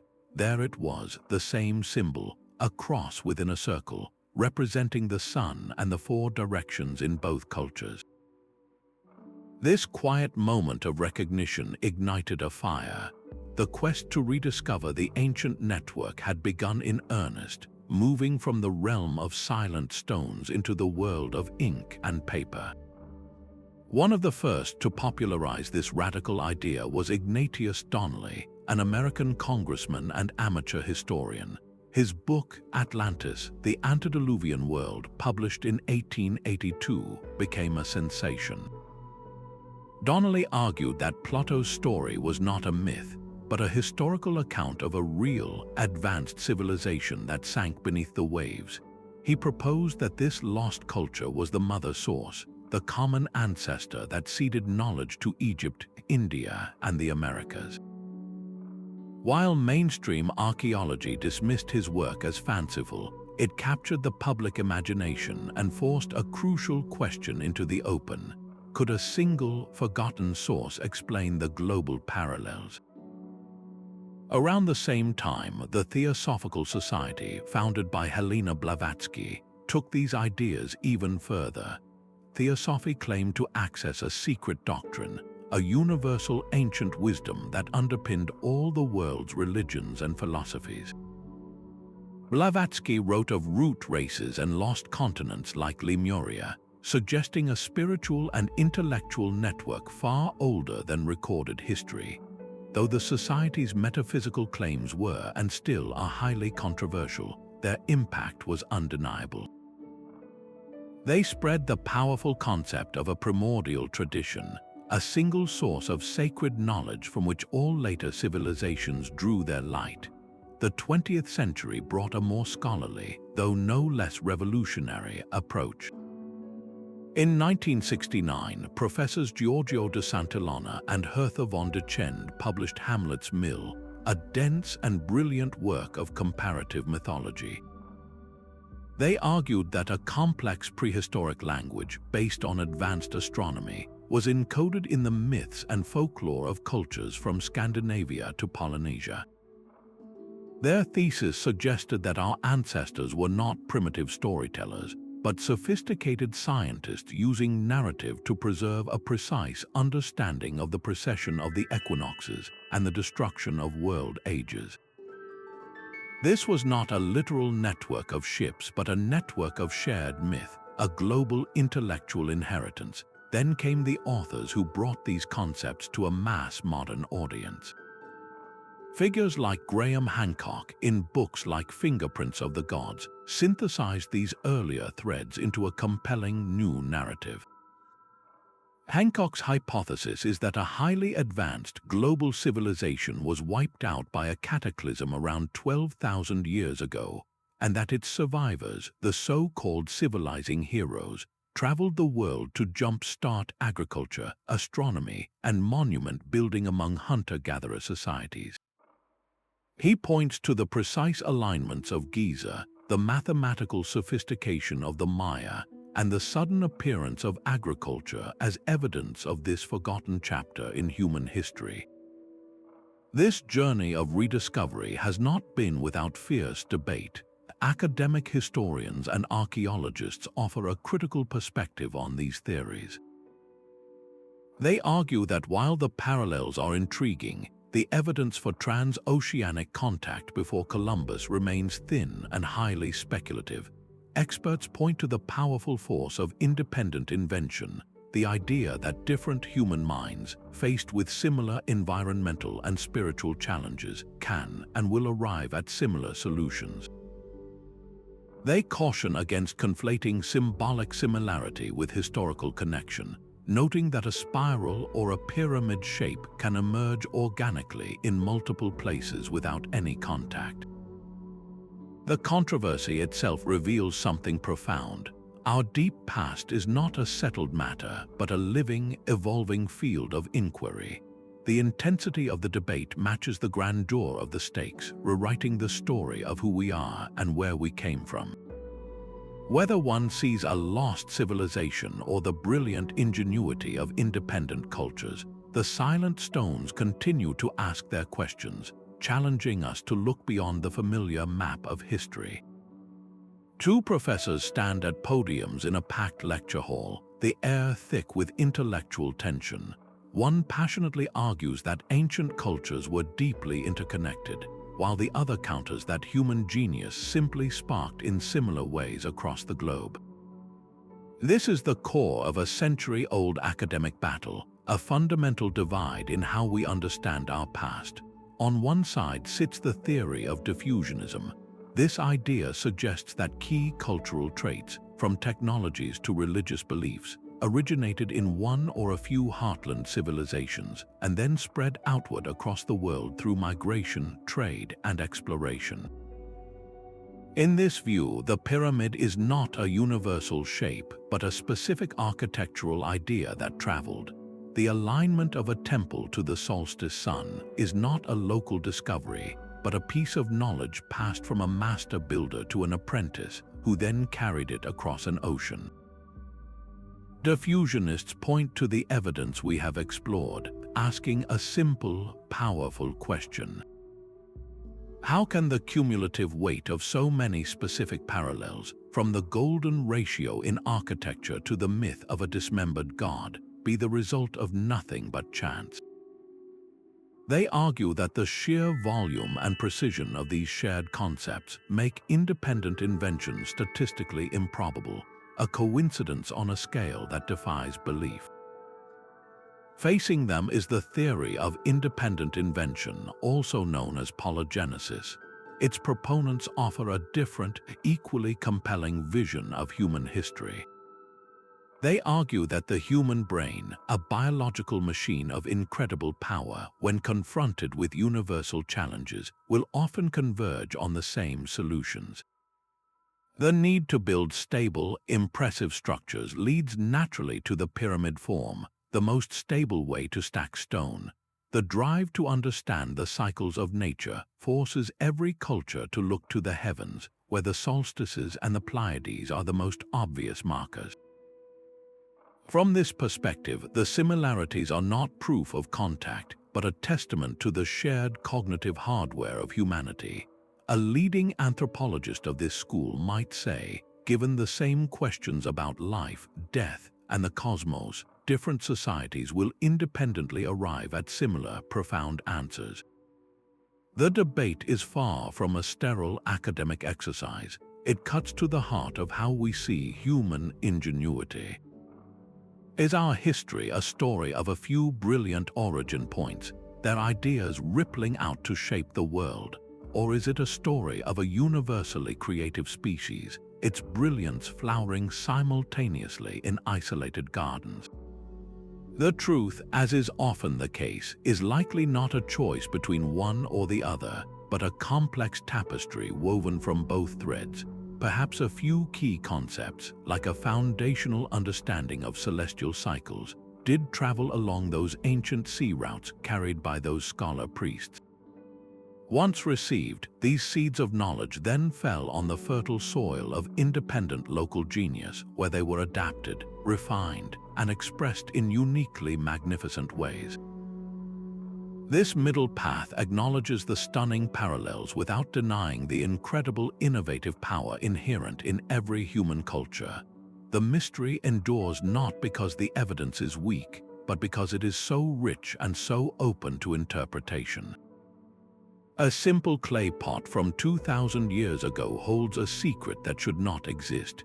Inside this Parthian jar found near Baghdad rests a copper cylinder housing an iron rod, all sealed with an asphalt plug.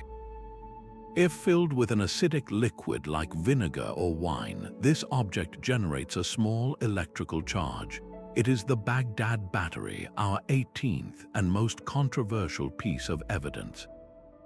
This is not just a curious relic, it is a technological anomaly, an artifact that seems to belong to a different age entirely. What was its purpose? Mainstream archaeologists suggest it may have been used for electroplating jewelry or for some form of religious ritual involving a mild shock. Yet its very existence whispers of a forgotten practical science, a playful experimentation with natural forces that we thought began with Volta and Galvani's centuries later. This puzzle of out-of-place technology glows even brighter on the walls of the Hathor Temple at Dendera in Egypt. Here, a series of stone reliefs depict what appear to be massive, translucent light bulbs, each containing a snake-like filament twisting inside, connected by cables to a box that looks remarkably like a power source. The conventional explanation is elegant and symbolic. Egyptologists identify these as representations of a lotus flower from which a serpent, a symbol of divinity and life force, is emerging, depicting a myth of creation. But the visual similarity to electrical apparatus is so striking that it has fueled generations of speculation. Could these carvings be a symbolic representation of a real, lost technology, a way to harness electrical energy for temple illumination, described in a language of myth we no longer understand? The ancient texts of India speak of a technology even more advanced. The Samarangana Sutradhara, a detailed treatise on architecture and engineering, devotes entire chapters to the construction and operation of vimanas, flying machines. These are not vague, poetic chariots of the gods. The text describes them with startling technicality, mentioning their perfectly welded joints, their propulsion systems using mercury and fire, their ability to move vertically and horizontally, and the special pilots trained to operate them.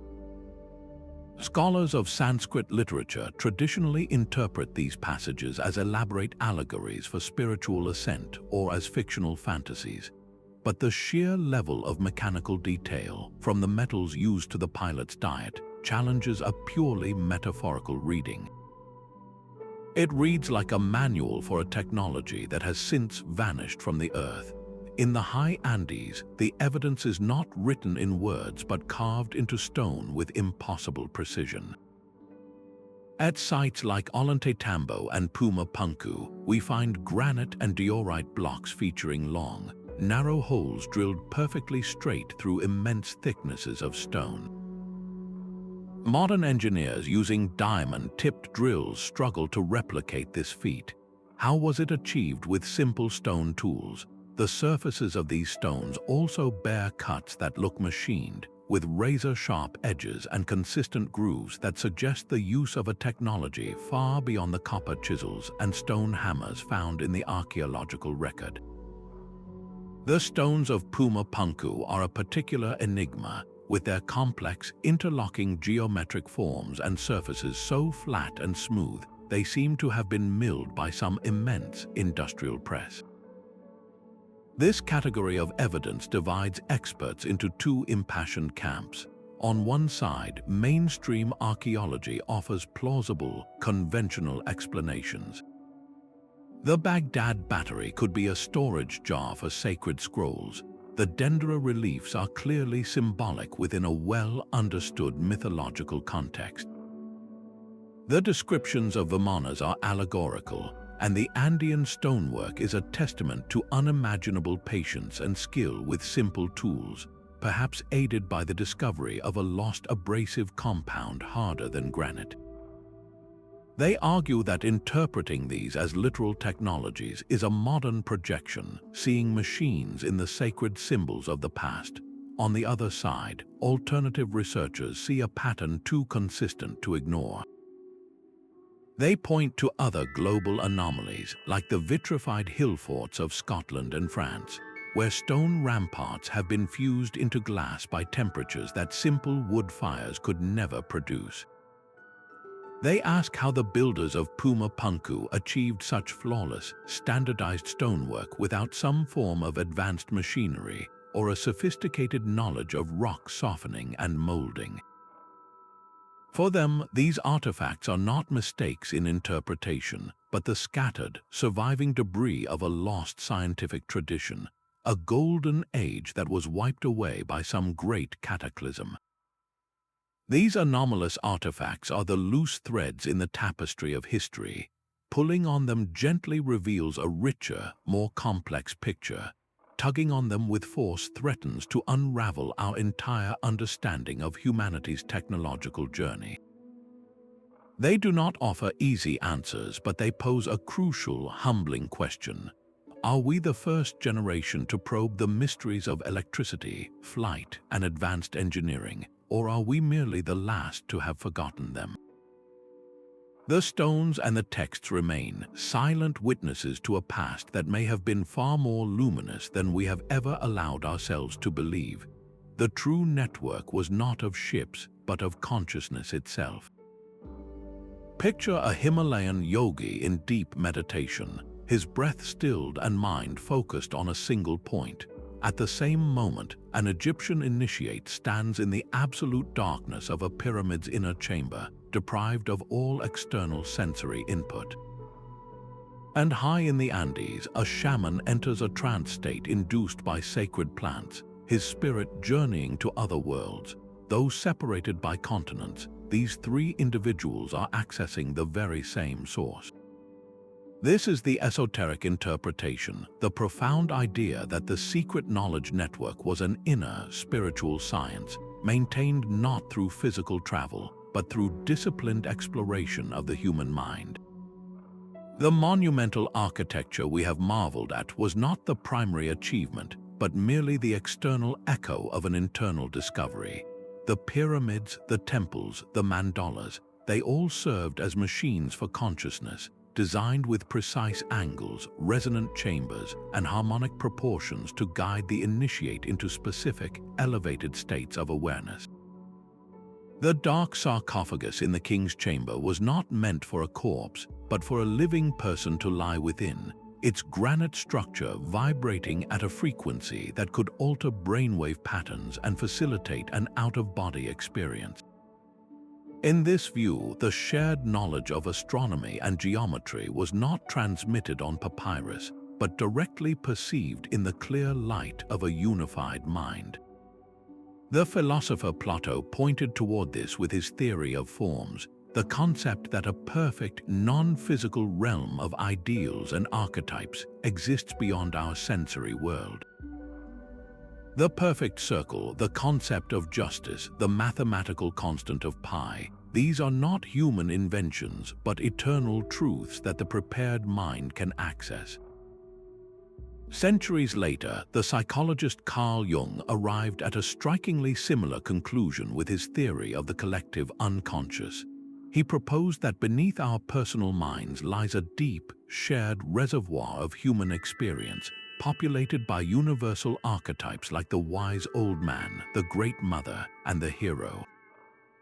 This is not inherited knowledge but inherited potential, a psychic substructure common to all humanity.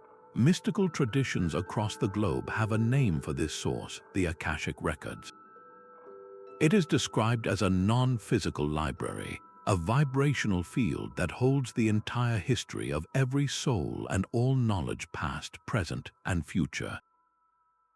The Egyptian priest, the Indian rishi, and the Andean Paco were not just praying, they were training to become librarians of this eternal archive. Their external rituals and internal disciplines were all methods to quiet the chatter of the individual self and tune the mind to receive this universal broadcast. This elegantly resolves the great debate between diffusion and independent invention. It suggests that when a human mind achieves a certain state of purity and focus, it can directly download the same fundamental truths about the cosmos. The pyramid shape emerged independently because it is the natural architectural expression of a certain spiritual frequency, not because a blueprint was carried from one continent to another. The shared myths of flood and rebirth are not historical records passed along trade routes, but archetypal dramas witnessed directly in the inner realms. This interpretation does not invalidate the physical evidence, it simply places it in a grander context. The stones were a reflection of the spirit, the celestial alignments were an external map of an internal journey.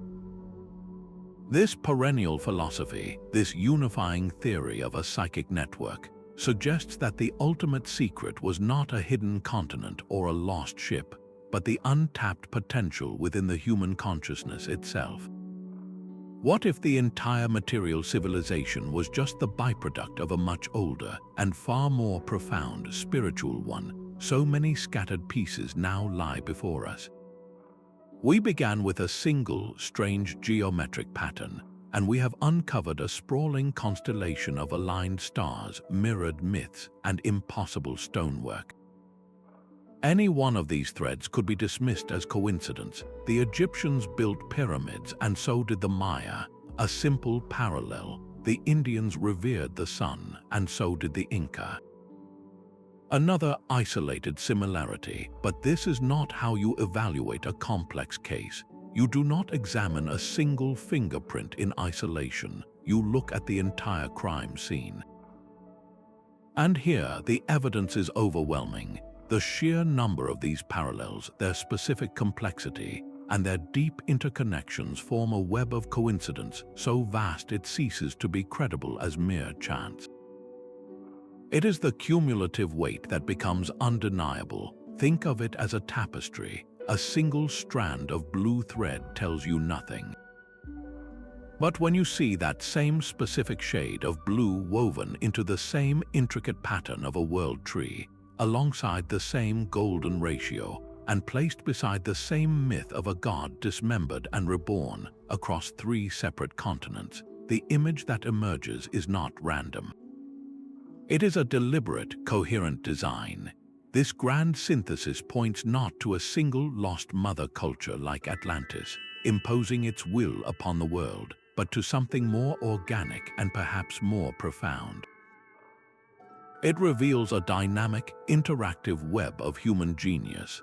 This was a conversation that spanned millennia, a slow, sporadic, but persistent exchange of the most profound ideas our species has ever conceived. Knowledge of the stars moved along the same routes as spices, carried by merchant vessels and pilgrim priests. A mathematical ratio discovered in one hemisphere could, over centuries, find its expression in a temple on the other side of the globe.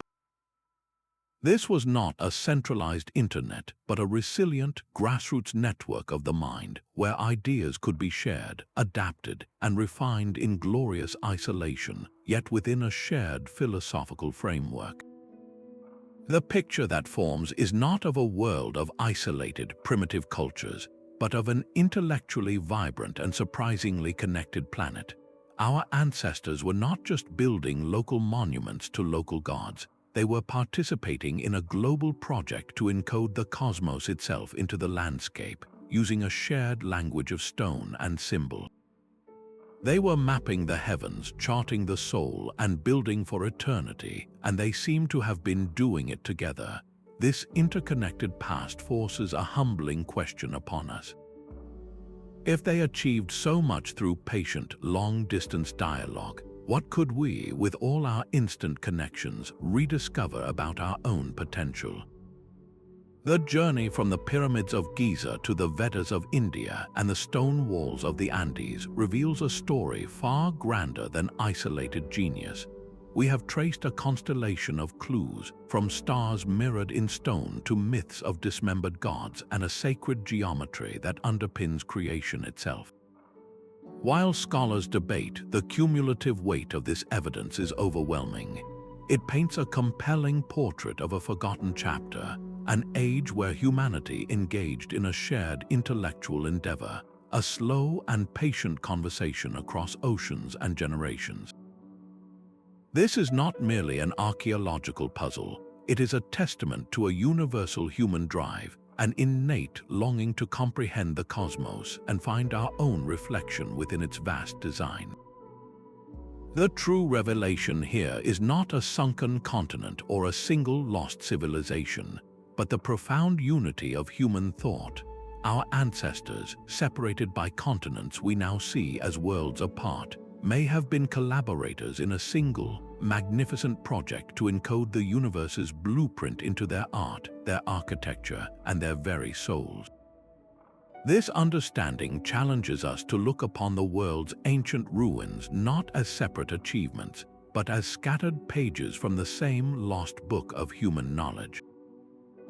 The greatest secret this network may hold is the timeless lesson that curiosity and collaboration are our most powerful tools. It calls on us to remain open, to question the maps of the past, and to recognize the incredible potential we unlock when we bridge the artificial boundaries that divide us.